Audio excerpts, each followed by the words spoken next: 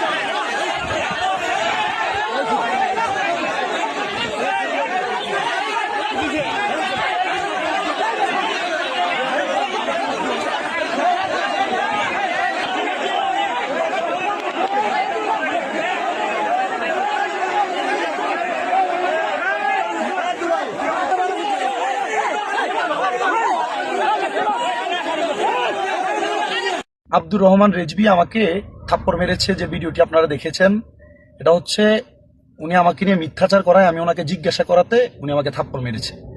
একটি মাহফিল কমিটি আমাকে মাইক দেওয়ার কথা আগে, ওনাকে দেওয়ার কথা পরে।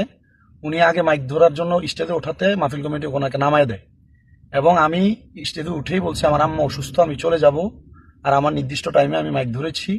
পরে উনি আমার পরে মাইকে স্টেজে উঠে আমাকে নিয়ে মিথ্যাচার করছে, আমার মা অসুস্থ আবল তাবল বলেছে। বলার পর আমি ওনাকে স্টেজে মাইক ছাড়ার পর জিজ্ঞাসা করাতে উনি আমাকে থাপ্পড়টি মেরেছে।